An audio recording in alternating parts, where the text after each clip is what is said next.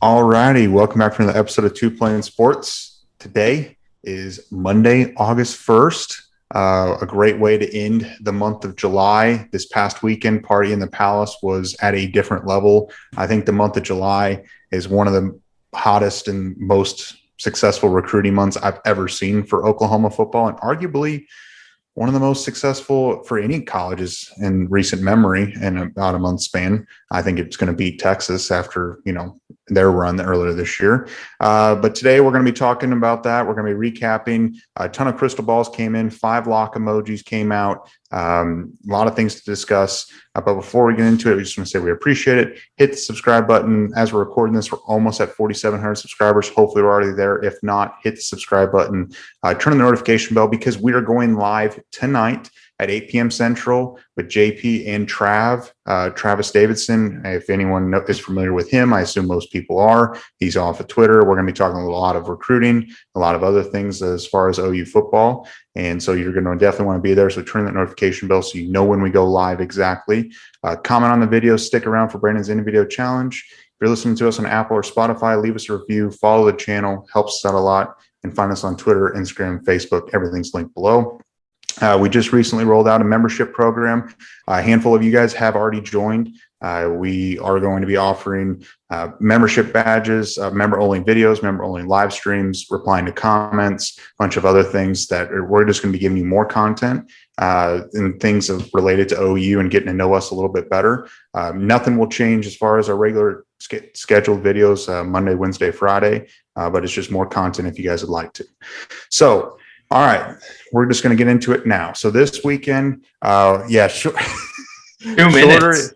2-minute intro video. Yeah, my last one was a 5-minute intro trying to explain the membership. I summed it up really quick so you guys wouldn't have to listen to it and, probably skip forward through it. So great weekend. I don't know, where do we start? So it started off with the 24 and 25 guys coming on campus earlier in the weekend, earning scholarships. Jose and I talked about Michael Hawkins and a few others that earned some scholarships. So we're going to be talking more 2023. So I say let's start with Colton Vasek, 2023 defensive end from Austin, Texas. Someone that we felt like was drifting away for a while. If you hadn't already, you probably should go check out the video with Brandon Drum, or if you did watch the Brandon Drum mini interview that we put out last week. Colton Vasek, he's 6'6", 225-pound defensive end player from Austin, Texas. He's a 2023 4-star, number 153 overall, number 19 edge player in the class. He kind of has a top 5, and it seems more of like a top 3. Oklahoma, Oregon, Texas seem to be the top 3, while Clemson and Texas Tech are still there. It doesn't really seem like they're really competing. He was originally supposed to go to Texas Tech this weekend. That did not end up happening. He is, he came up for OU, and that's, it seemed like it went really well. Some crystal balls came in, some lock emojis came in, and we assume that Colton Vasek could be one of those guys. Jose, what do you think about Vasek? Pretty exciting that OU is going to be able to beat out, well, we assume could beat out Texas and Oregon, and him being a Texas legacy. Yeah, definitely big time. Honestly, during his, earlier in the summer, it really seemed like he was leaning Oregon to me. I know the Texas connection was always there, so that's definitely something that both Oklahoma and Oregon had to be very conscientious of in trying to pull him away from Austin. But clearly it's not something that he it's not like something that's being forced on him, which is good. And he's actually getting good coaching at Oklahoma. He's going to win Red River games. He's going to get to wear the golden hat more than once in his college career. Probably, and some of those guys probably never for them, right? So I think it's going to, hopefully, his announcement comes soon, and we'll know if those crystal balls were right. But it seems, I saw someone earlier on Twitter that tweeted in Parker's balls we trust. So now we just got to see how, if that 8 confidence crystal ball, if it comes to fruition. It seems like if you put it in at, most insiders are pretty conservative when they put that confidence number, and it's usually like a 5 or 6. Once it hits 7 or 8, it seems like it's essentially they've already told the coaches, everyone knows that they're committed. It's just a matter of making a public announcement. Yeah, I mean, as Brum alluded to at the top, it's been a whirlwind of a recruitment, one that we kind of gave up on, and then it came back in. But um, I think there's a very good chance he's one of the 5 locks. And when we first started talking about him, probably 3 or 4 months ago, when we first discussed him on the show, I compared him to a Jason Taylor just because of the size thing. Jason Taylor is one of my favorite defensive ends of all time as a Dolphins fan, as most of you guys know. He's still at 6'6", about 260. Colton Vasek is 6'6" as well. Obviously, he's 35 pounds lighter. I do envision him playing D end at Oklahoma, if it is indeed Oklahoma, and Shmini will get him closer to that probably 240, 245 range. So he will have a very similar height, weight comparison to Jason Taylor. Hopefully he becomes a Jason Taylor at the Oklahoma level. That would be pretty good for us. But he's a guy who can do it all. He's got spin moves. He's got finesse moves. He can bully you. He can do power. I mean, he had 10 sacks, 16 tackles for loss last year at Westlake. So he's producing against very good high school football teams. It would be a huge get for Oklahoma, and let's just hope that we are right in assuming he's one of the 5 locks. And if you guys watched the video, Drum came on and said that he wants to announce within the first couple weeks of August. So I don't think it's going to drag out very long. We should know maybe this week, maybe the following week, where he's going to end up playing. But with him not making the trip to Texas Tech, and some Cristobal's coming in with high confidence, like you guys said, I feel pretty strongly about him. And, you want to talk about momentum and the effect that it has on other recruits, the way that the month of July has gone. And Drum alluded to this, that the momentum also probably is helping this decision and realizing that, hey, OU is the spot for me, because look at all these other great players that are going to be playing with me. So it'd be a huge get. And I can't remember, being able to recruit at this high level with the last staff. So, all right, so we'll move on to another guy that, we seem to feel pretty good about is Makari Vickers. Makari Vickers, 6'1", 180 pounds. He's a 2023 4-star, number 82 overall, and number 6 safety in the class. I believe he's being recruited as a cornerback for Oklahoma. He's from Tallahassee. He's good friends with Keon Brown. He made the trip out to Oklahoma. He's announcing his commitment on August 26th. So he is still just shy a month from announcing between Alabama, Michigan, and Oklahoma. Cristobal's have come in favor of Oklahoma in this. And I feel like it's a pretty high likelihood that he's one of those locks if he were to commit, considering he was on campus and he won't be back before his commitment. And so I would imagine he let the staff know that he was going to silent commit and be one of the guys. And that's what I assume. An extremely high productive safety from the high school level, extremely talented. The main competition seems to be Alabama, but Alabama, I think, has taken other options, and not saying that Oklahoma is like a second, kind of a fallback plan. Jay Valai has been recruiting him, at Alabama, then recruited him at Oklahoma. And I legitimately think Oklahoma went head to head with Alabama. I think ultimately OU's beating him out. And it's finally nice to see that happening, especially in the defensive back room. Brandon, what do you think? First of all, did you guys see the way he announced how he's going to make his commitment announcement, how he's going to do it at halftime of his high school football game? He's doing it, yeah. So I guess he's going to play the first half, and then he's just going to, instead of a halftime show, it's just going to be Makari Vickers talking about making his pledge to Oklahoma, hopefully. But he's a guy that I think he brings a lot to the table. He plays, obviously, as you mentioned, Brum in high school. He played safety and corner, a little bit of both. Registered 68 tackles, I think 8 pass breakups and 2 picks as a junior. So he's got obviously pretty good ball skills. He also runs track. He runs a 10.8 900 meter, 22.14 200 meter. So he's got some pretty good top end speed.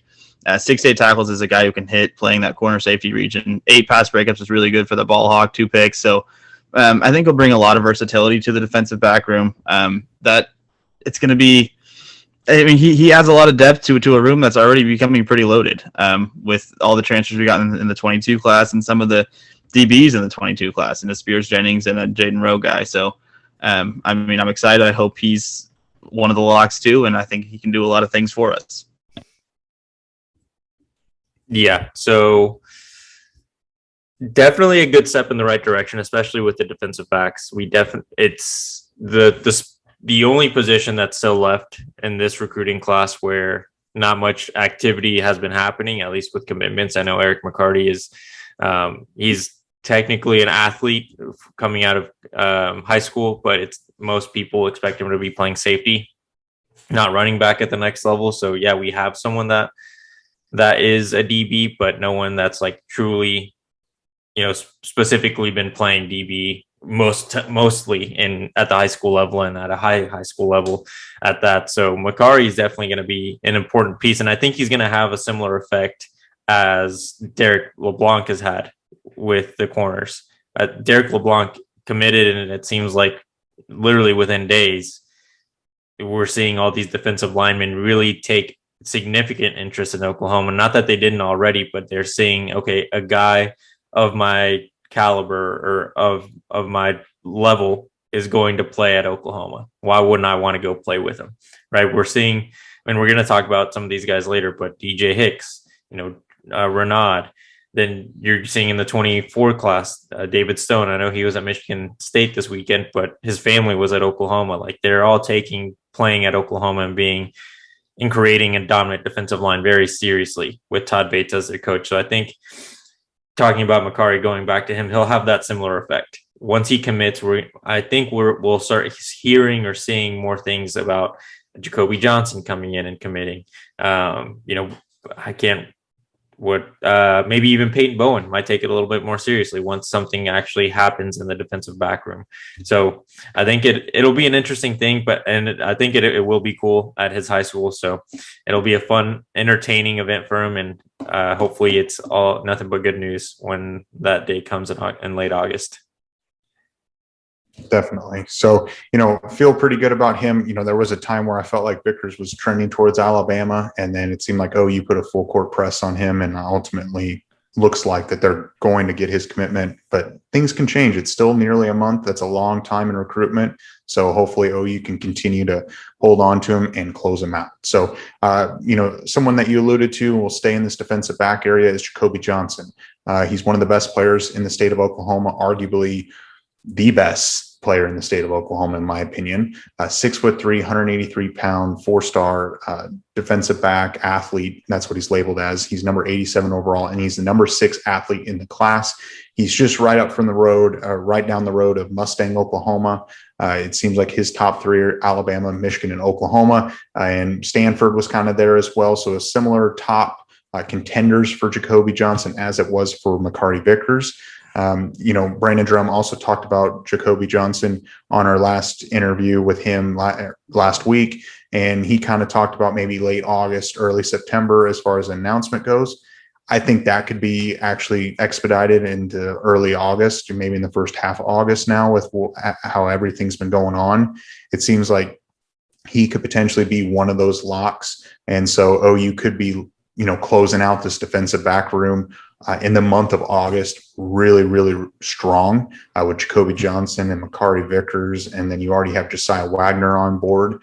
That's a pretty good haul right there. And you've got Eric McCarty still already committed. Jacoby seems to be one of the locks, we would assume. Nothing confirmed on that, but it just seems like he's trending in the right direction. And, Drum has talked about that he could be one of the best defensive backs in this whole class. And when it's all said and done, he seems to be one of those guys that has one of the highest ceilings and one of the highest floors for his potential in college and in the NFL. He's a multi-sport athlete. He plays basketball. Jose, what do you think about Jacoby? How are you feeling? I feel pretty good. Yeah, I feel good as well. And thanks for reminding me about Josiah Wagner. I completely forgot about that corner being committed. So sorry about that. But yeah, Jacoby is definitely going to be a big part in this class, and hopefully he does commit sooner. I think it's going to be weird not having commitments potentially for another 3 or 4 weeks with how things are being panned out, given the last month we pretty much got like 2 or 3 every week. So I don't really want that to stop, because then that means, a little bit less to talk about during these videos. But he's definitely one of the best players in Oklahoma. And I think getting him to commit is going to get some people that have criticized the staff and not focusing on in-state talent. Again, I don't think that's true at all. I think the difference is this year's in-state talent, number 1 was by Joe. Like Drum, I think it was Drum or Thune mentioned it when we had him on the podcast. It's not like he's from Oklahoma. He does live in Norman. OU's right down the road, but he doesn't have that emotional connection to being a Sooner, like kids that grow up in the state of Oklahoma might have. So while Oklahoma was in a good position, it's not like we lost on a lifelong Sooner fan.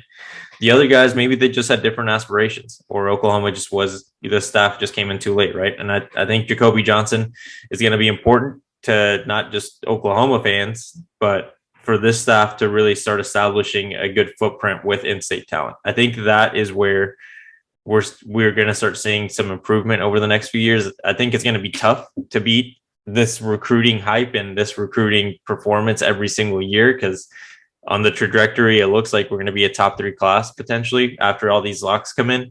So, if I think what we'll see from here moving forward is similar recruiting philosophy. We're never going to see a change in the philosophy, but the areas of the country we're going to stay strong in, but these coaches are going to start focusing in on these Oklahoma kids a little bit more now that they have extra time. I think that's where time ultimately beat them, and Jacoby Johnson was okay with it, and hopefully becomes a Sooner soon enough. I mean, I definitely want Jacoby Johnson to become a Sooner. I've had, as you guys know, I've had the privilege to watch him play the last 2 years. Every single home game they have while doing the Mustang games. The kid is as advertised. He's highly rated for a reason. Very, very athletic. Really good on both sides of the ball in high school, and the fact that he also plays basketball just kind of speaks to that athleticism that he does possess. But I mean, as Brum mentioned when he was going through the initial breakdown of him, I think he would add to what should be, in my opinion, the second deepest group, I guess, of commits in the class. I think the defensive line group will end up being the deepest and best group, if you will, followed by the defensive backs. I mean, Jacoby Johnson and Makari Vickers are both top 100 players. Josiah Wagner's a 4-star, and Eric McCarty's a guy that I think is going to surprise a lot of people with his ability. So I just agree with you guys. I mean, hopefully when it's all said and done, he does choose Oklahoma. I'd be shocked if he doesn't, and he'll be a huge get for us.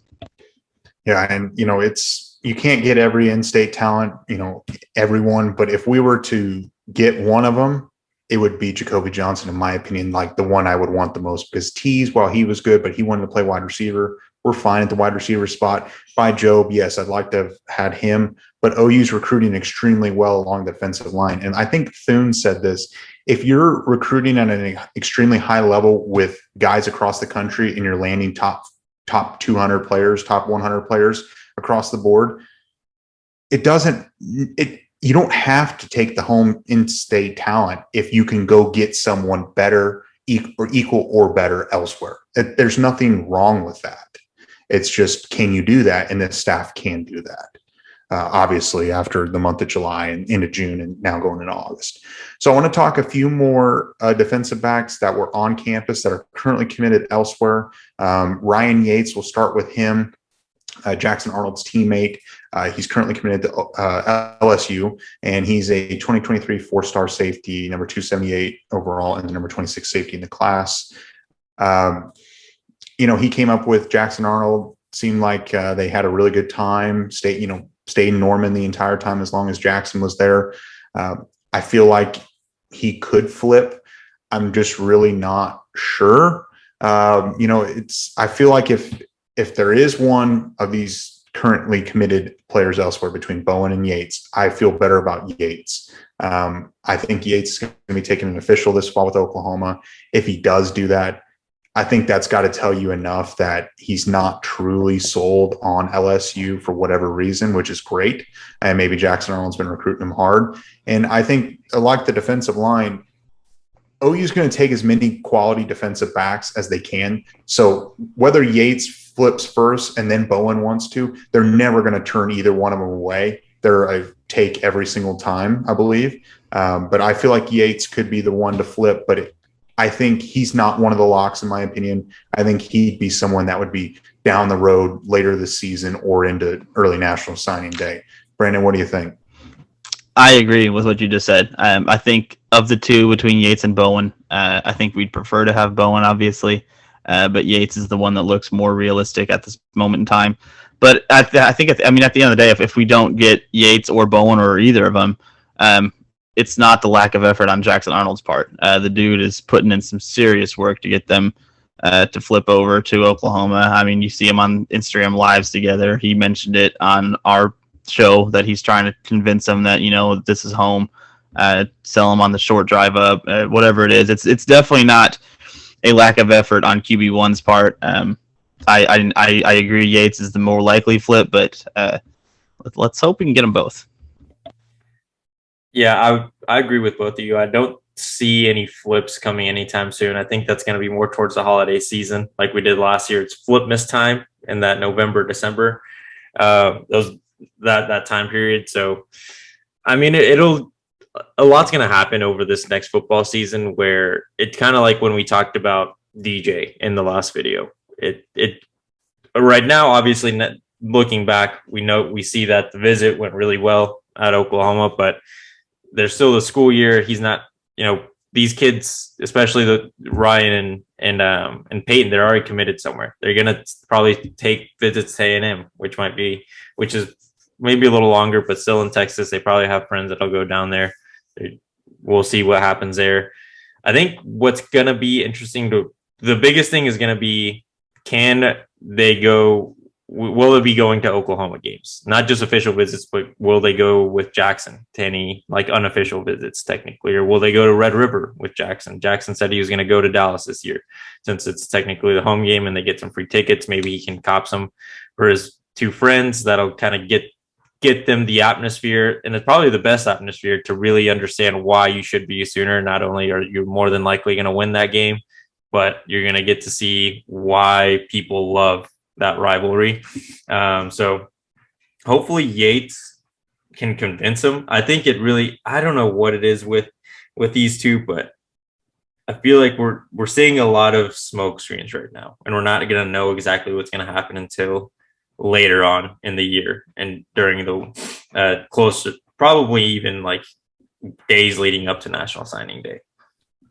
Yeah, and let's talk a little Peyton Bowen.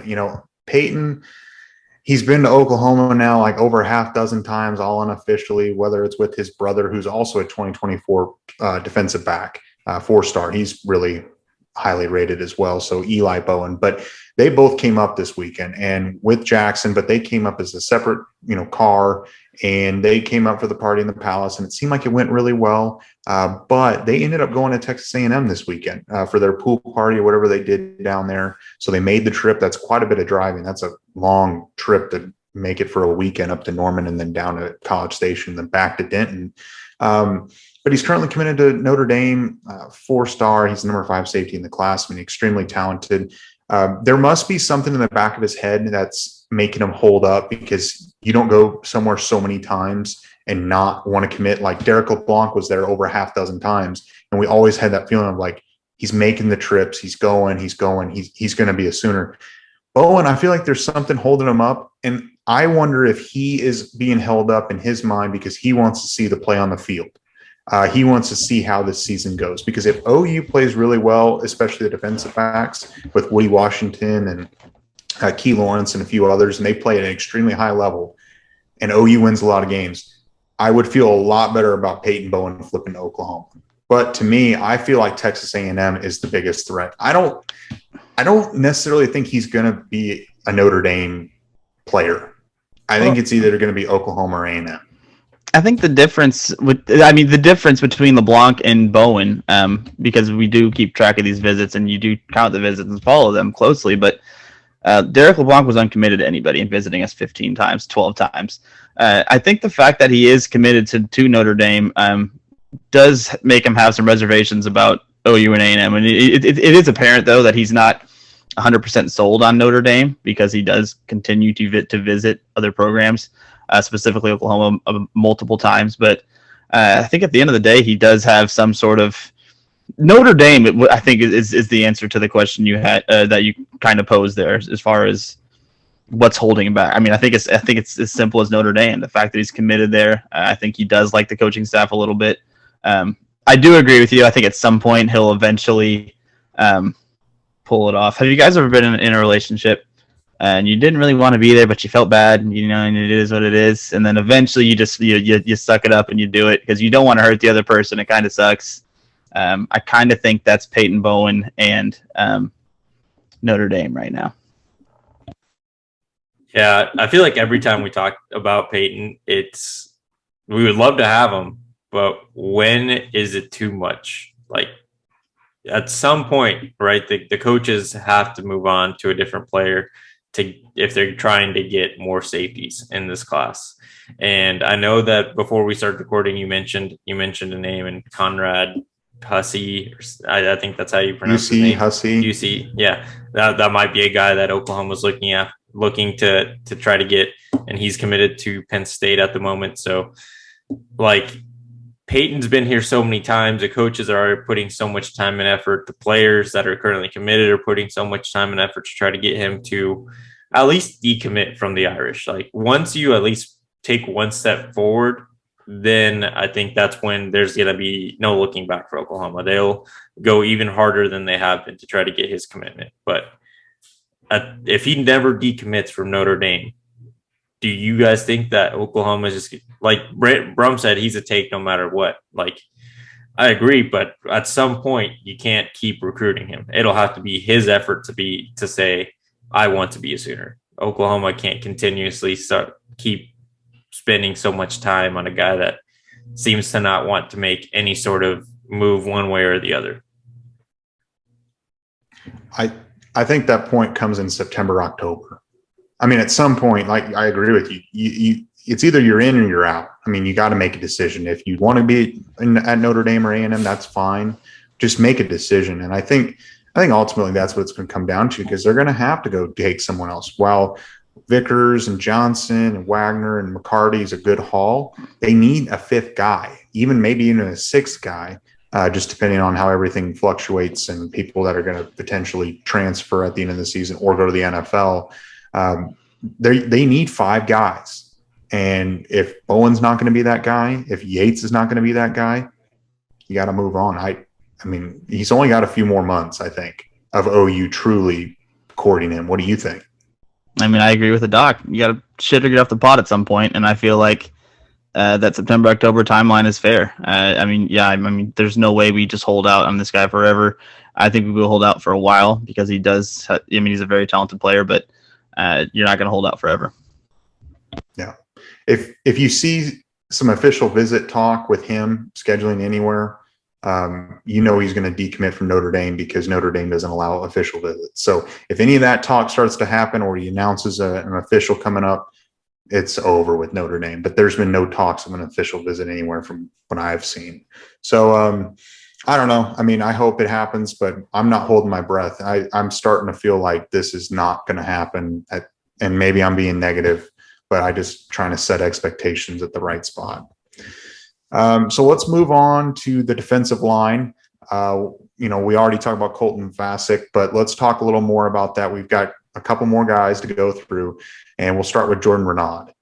Jordan Renaud, 2023, four-star, number 86 overall, number 8 defensive line in the class, 6'3", 245 pounds, from Tyler, Texas. This seems to be an OU-Alabama battle. We talked about Renaud with Brandon Drum last week, and Renaud came up this weekend with his family, and Drum mentioned that it seems like he was kind of leaning towards Alabama personally, but his family wants him at Oklahoma. It's an easier drive. It's closer to home, so they can make more games, more trips to see him.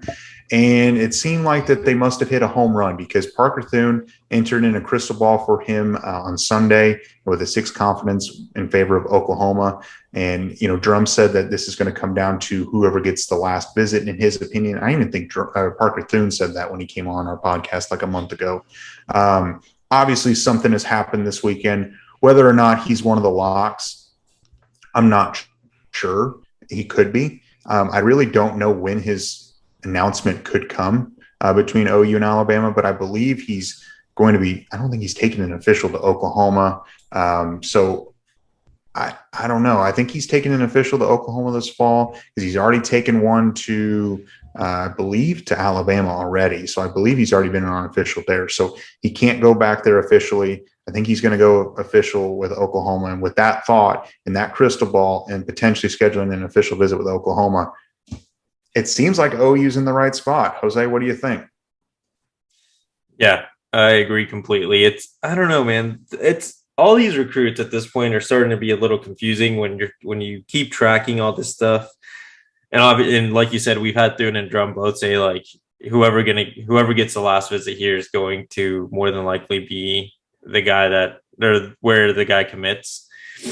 It's nice to see these crystal balls, but sometimes you kind of just want to see or hear from the player. And if he just posts something right on Instagram or Twitter, just like literally just pictures, I feel like that kind of gives you an indication. But he's a very silent guy on social media, it seems like. So you kind of got to do a little bit more digging to figure it out. Again, hopefully all these crystal balls are right. And like you said, the official visit happening sometime in the fall. If it does happen, that's when I would be like, all right, this seems like a guy that's going to come in and join Todd Bates. And again, the Todd Bates effect coming into play and getting a top 100 defensive lineman. Yeah, I mean, I think, yeah, he's top 100. He's number 8 line in the class, and there's a reason for that. He's a monster. But I think a combination of mom and dad wanting him to be at OU and him seeing a Derek LeBlanc commit, as Jose alluded to, a guy that's damn good. He's going to help bring in these guys of his caliber players. He's seeing crystal balls for Carlton Vasek. He's seeing crystal balls for DJ Hicks. This D-line group could be something special. And I think these kids, I mean, PJ Adebari is already there. What I'm getting to is this D-line group, I think, being ridiculous right now, and him seeing crystal balls coming in. I think he wants to join that. And then plus, yeah, mom and dad wanting him at OU, I think, weighs heavy on a kid, especially a junior in high school. He'll be closer to home. I think those two things individually, or those two, are my biggest things for, I think, why it's trending the right way for Oklahoma, and hopefully we are able to finish because, I mean, this D-line group could be stupid special. Stupid special. That's a good description of it. And, ultimately, it seems like a lot of times what mom wants, mom typically gets when it comes to this, these decisions, and they have quite an influence on their son's decisions. And, it just so happens that it seems to be in Oklahoma's favor in that scenario. So, I just can't get over that Jordan Renaud could be potentially joining Derek LeBlanc. And there's another guy that we need to talk about next that could be also a part of this class. I would just want to preface with we got to temper expectations. Everyone's freaking out about him on social media. David Hicks, or DJ Hicks, 6'4", 270-pound defensive lineman from Katy, Texas, originally from Allen, Texas. He's a 2023 5-star, number 7 overall, and the number 1 defensive lineman in the class. Came up for another unofficial visit this weekend. He's been on the campus with Oklahoma a handful of times. Obviously, a little bit of a further drive with being a suburb of Houston now rather than Dallas-Fort Worth. But he made the trip with his grandparents. Seems like OU hit a home run with his grandparents, which I'd imagine have a big influence on his life and his decisions. David Hicks is by far the best defensive lineman in the class. Derek LeBlanc, after his announcement, did a video with Brandon Drum saying, David Hicks, you're going to be a part of this class. I'm going to tie you up and keep you, and you can't leave type of deal. It seemed like it could he be one of the locks? I don't know. I lean on the side of probably not. He's not going to announce his commitment until the January in the Under Armour game, I believe it is, or the All-American game. Could he be one of the locks? He might have silently committed. He might have. I don't know. A few crystal balls have come in for him, but not like Parker Thune or Brandon Drum or like Steve Wiltfong from 247. And those guys are typically, I trust more than some of the other people that have put in crystal balls. If somehow David Hicks ends up being a Sooner, that's ridiculous. Jose, what do you think? The crystal balls to me just indicated that the visit went super well, and the entire family loved it and would love for him to be a Sooner. But like you said, his decision's not coming for another 5 or 6 months. I think that's where it seems like that's where you're a little bit more like easy. Normally I'm the pessimist of the show, and it'll be like Oklahoma may not get him. And we talked about it before the show. It just doesn't make sense. And I'm not saying that he didn't silently commit. It just doesn't, with how the recruiting philosophy is for this coaching staff, it doesn't make sense why they would take a silent commit now when he can still take. So he has so many months to take visits to A&M or Texas back to Oklahoma or any other school that he might be open to visiting. Like, could it happen? Yes. I think it just needs, it's the one that we'll need to follow maybe close, and we'll have a better idea maybe in like November, December, once we're getting closer to his decision. It's with so much time between now and the expected date of his announcement. It's just tough to say, yeah, he's one of the locks for sure.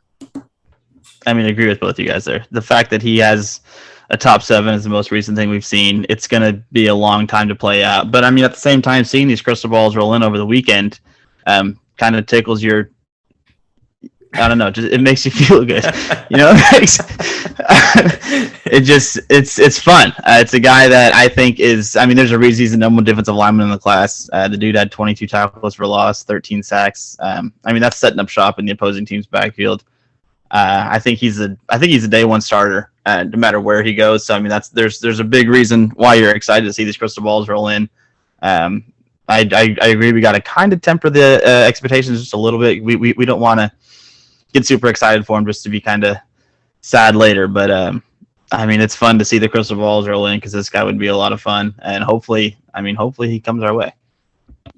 And Drum said that a lot of sources believe that Oklahoma leads, and this was before this past weekend. And I would tend to agree. I think Oklahoma leads, but the reason why I think he probably isn't a lot is the thought was he's going to take officials to Oklahoma and A&M this fall. He's already gone to Miami, Michigan State, and Oregon, which I don't think they're truly like one of his top. I mean, they're one of their top.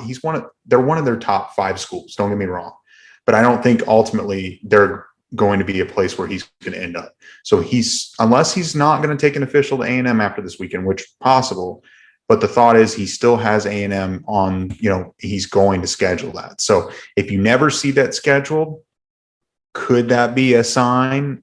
I think so. But if you see it scheduled, he's probably not one of the locks. And it's an eternity before that announcement ever comes. And A&M is like full court press on every single probably top 50 player in the country, with getting Zachariah Branch to go visit, Malachi Nelson this last weekend. USC's probably, stress boots engaged over there, but then they're also trying to, they're still trying to get DJ Hicks, and they're going after they just got Anthony Hill this last weekend. Like, yes, their class ranking right now is absolute garbage, but with the money that they have trying to back them, Jimbo Fisher just embrace that you are paying these players. It's allowed now. He's doing it, which is fine. And they're going to try to start getting more of these guys, at least to entertain the possibility of going to College Station. I think that's why we're seeing so many of these top players think about going to visit or making that visit to College Station. Yeah.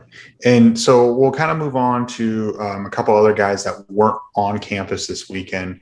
And one of them, I believe, could be one of like the 5th lock. We talked about the other 4 guys that we kind of think, could David Hicks be that 5th lock? Maybe. But this is a guy that I think could be the 5th lock, and he wasn't there. It's Anthony Evans, 2023 4-star, 5'11", 155-pound wide receiver from Converse, Texas, number 336 overall, number 44 wide receiver in the class. Absolutely can fly. It seems like it's coming down between OU and Georgia. I believe he's announcing his commitment towards the end of this month. I think it's like the last week of August. It's right around Makari Vickers' announcement as well. A couple crystal balls came in from Parker Thune and Brandon Drum in favor of Oklahoma Sunday morning. And so I feel pretty strongly about him while he wasn't on campus. That doesn't mean he didn't FaceTime in and kind of, talk to the 23 commits and be like, you know what, I'm just telling him now I'm committing. And he could have been one of those guys that kind of came out of left field and kind of the FOMO might have hit him and be like, dude, I need to pull the trigger. I need to join this class. Now, am I wrong? Probably, but maybe not. I don't know. Brandon, what do you think about Anthony Evans? I mean, I think you're probably right. You mentioned the crystal balls. We had Thune and Drum on. We asked them specifically about Anthony Evans. They both felt confident. I don't think anything's really changed. I mean, at this point, I feel pretty good saying Anthony Evans will be a Sooner. And just add to a pretty deep receiving class with Keon Brown and Jaquez Petaway. Yeah, I think he's definitely going to be a Sooner, like both of you. I just don't know if it's a lock. and the only reason one of the locks that was tweeted this weekend, and the only reason it's because he wasn't on campus. It just seems like these 5 locks are going to be people that were present this weekend. So we'll see, but definitely, I think, like both of you said, I think with what we know, what we've read, and from what Thune and Drum told us, Evans is going to be a Sooner. It's just a matter of when he makes that announcement. Definitely. So another guy that wasn't on campus, and I think you brought him up a little bit earlier in this video, Jose, was David Stone, 2024 5-star defensive lineman. He's originally from Oklahoma, but he's at the IMG Academy, number 23 overall and number 2 defensive lineman in the class. He ended up visiting Michigan State this weekend. Obviously, Michigan State is, they're recruiting at a high level. They've got it really rolling with Mel Tucker.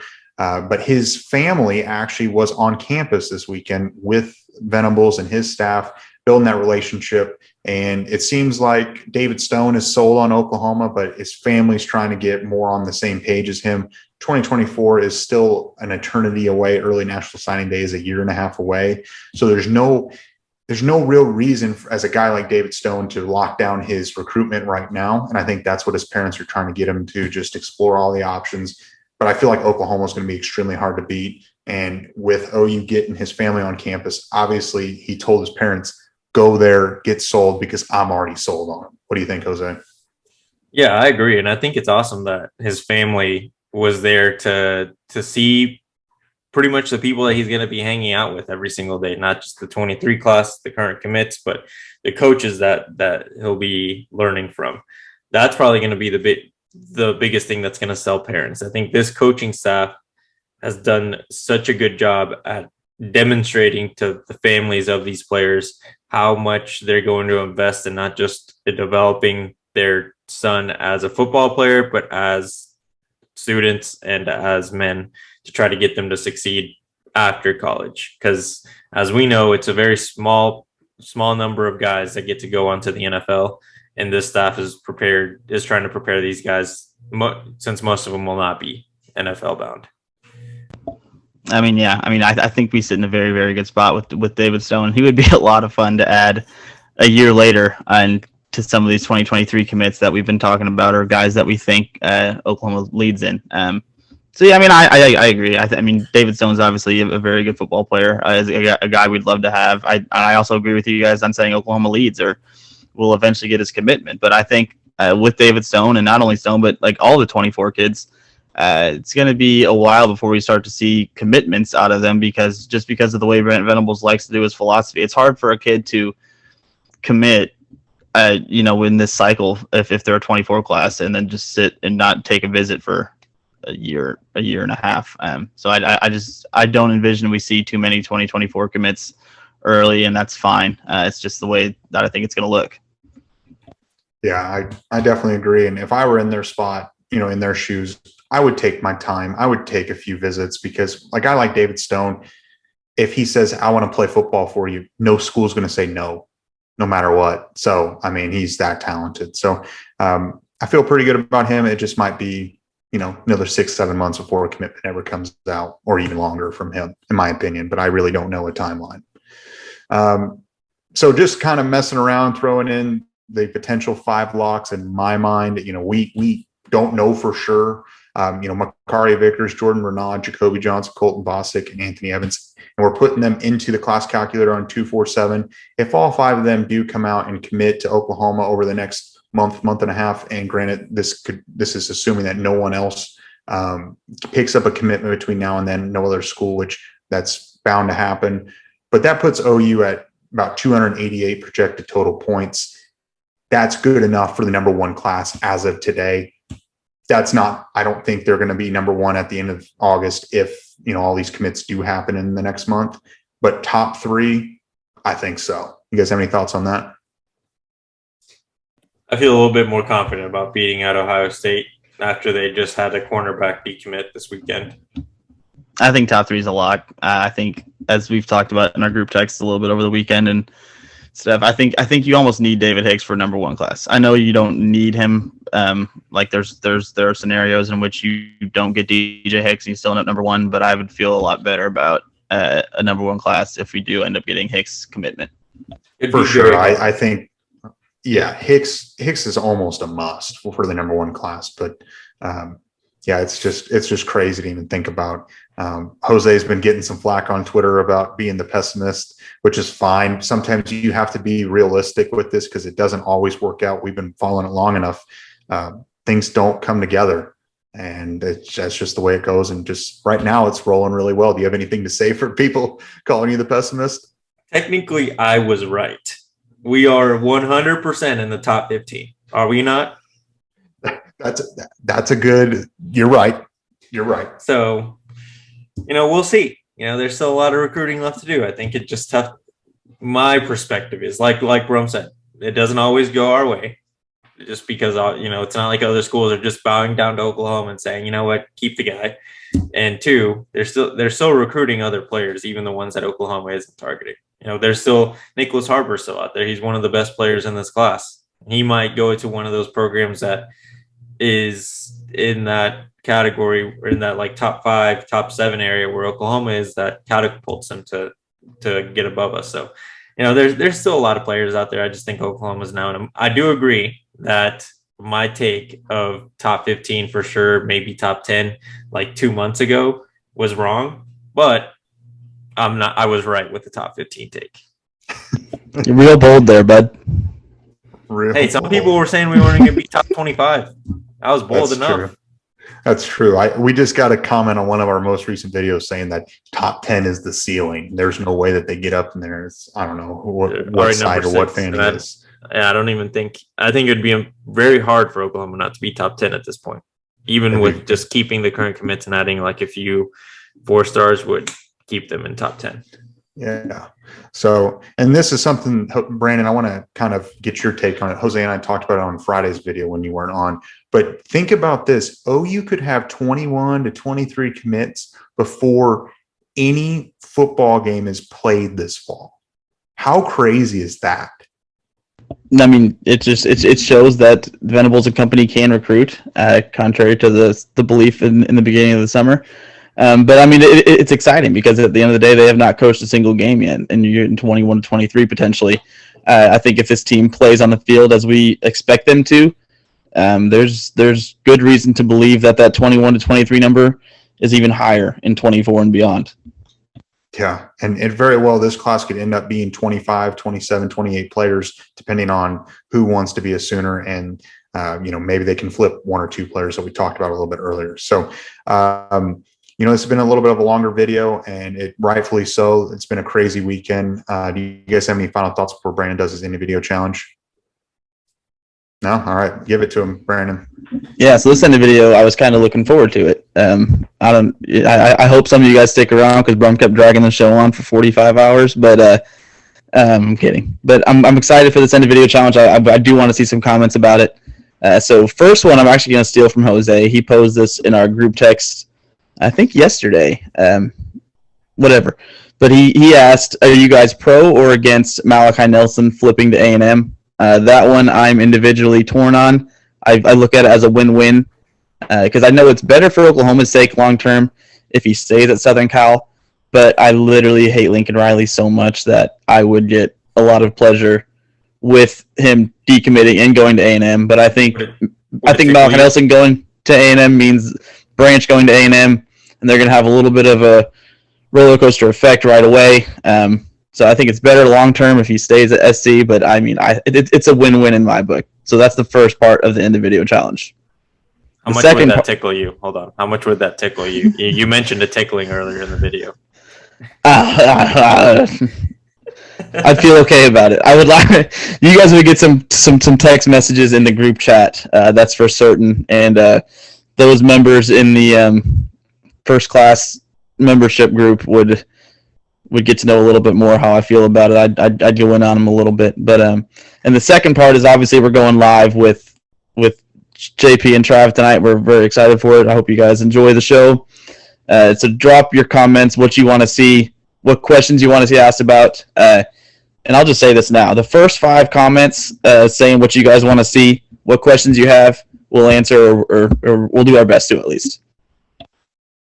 Definitely. So do the 2-part individual challenge that Brandon had. And members that are a part of the first, in the first class, be sure to go check our board. We're going to post a few questions and a few things that we're going to post about, get your guys' take, and also take any questions that you guys like to be answered on the live stream tonight. Be sure that's at 8 o'clock tonight. If you made it this far, it's a long video. Hit the subscribe button, like the video, do the individual challenge. Find us on Twitter, Instagram, and Facebook. Leave us a review on Apple or Spotify, and follow the show on both of those platforms. Everything's linked below. Again, the Two Planes first class passenger membership program is out, and we're going to be doing a lot of good content on there. So if you'd like to join us, we're more than happy to have you. It's $4.99 a month, and we'll see you tonight at 8 p.m. Central.